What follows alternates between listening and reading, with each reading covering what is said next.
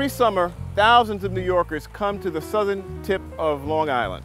They come to relax, barbecue, swim, surf, and get their mind off their daily problems. I'm Nelson George from BlackAtlas.com. Welcome to the Hamptons.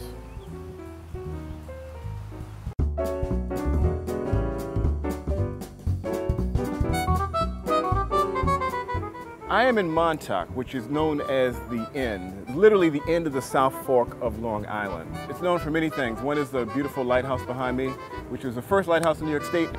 Montauk is known for surfing. It's a huge surf community that comes out here from up and down the East Coast. A place called Ditch Plains is where they all hang out. There's a place called the Ditch Witch, which exists, which is a sandwich spot legendary among the surfing community.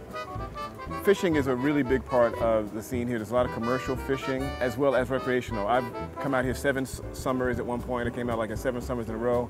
We rented a boat and would go fishing, striped bass mostly. I would go out with friends. Fab Five Freddy, the great hip-hop figure, would come out. The Hughes brothers, the directors of From Hell and Book of Eli. And one of my proudest achievements is I caught a 34-pound striped bass out here.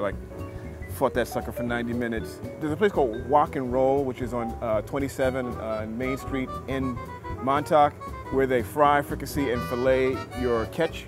Give you some fried rice and some broccoli, whatever else you'd like to have, some carrots, and you can have your Hemingway moment where you eat your catch.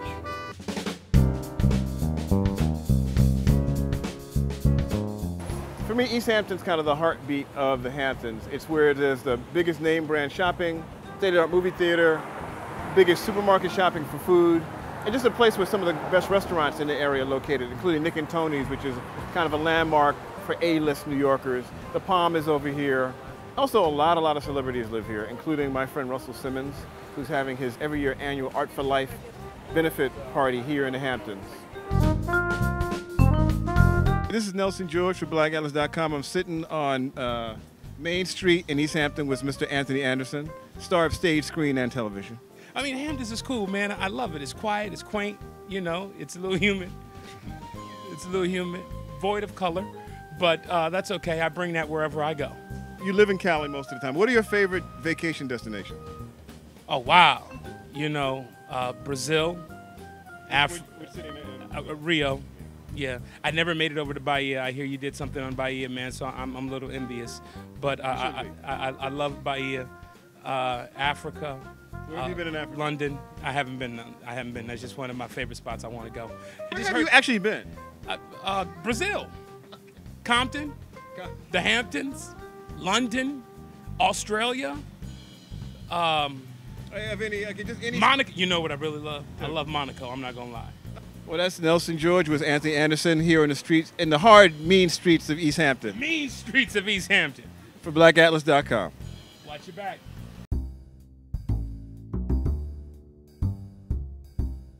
The idea of the hip-hop Hamptons, a place where Jay-Z or hang out Damon Dash or Diddy would do his infamous and famous white parties, really starts with Russell Simmons coming to the Hamptons in the mid-90s and really opening up the area to the young money generation of hip-hop entrepreneurs. One of the things Russell's done is a charity event called Art for Life. This is the 11th year of Art for Life.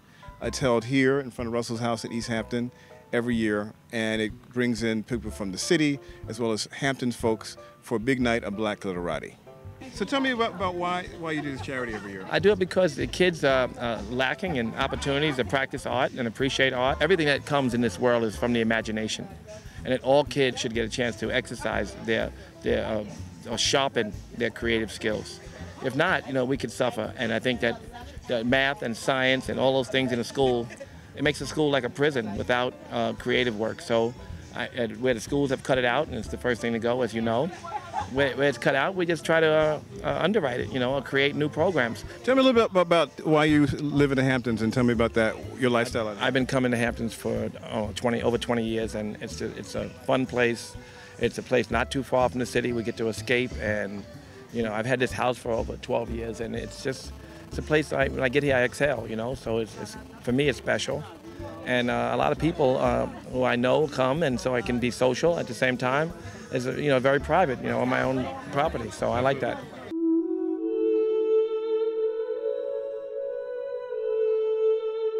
This town of Sag Harbor has a very rich history of black residency. really goes back to the 1840s when black whalers, freedmen, alongside Shinnecock Indians and other Native Americans, were the backbone of the whaling industry out of this town. Then you saw in the early part of the 20th century an influx of black folk from Brooklyn particularly coming out here and settling. And then in the 1940s, a group of very smart black entrepreneurs began buying up parcels of land outside of the main part of Sag Harbor and created a number of very vibrant black homeowner communities, including Sag Harbor Hills. So you have through 3 generations, sometimes 4 generations of black folks who've grown up here. There's a novel called Sag Harbor by the very gifted novelist Colson Whitehead, who came here for most of his childhood every summer. And so if you want to get a sense of the flavor of growing up here and the kind of relaxed black lifestyle that can be had here in Sag Harbor, try Colson Whitehead's novel.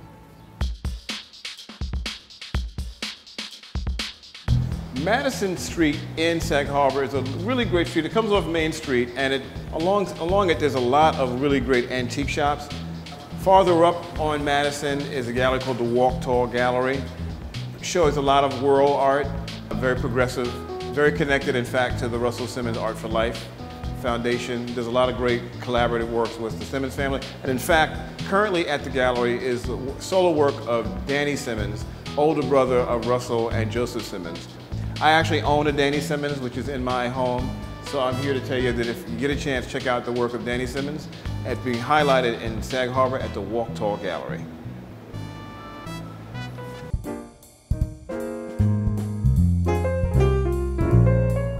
Whenever you come to New York, especially in the summertime, please consider a trip out to the southern fork of Long Island, kind of generally known as the Hamptons. I'm talking about Montauk, East Hampton, Sag Harbor, and all of the villages in between. It's a great place to come for a weekend, for weeks, or even months. Nelson George from BlackAtlas.com. Catch you in the air.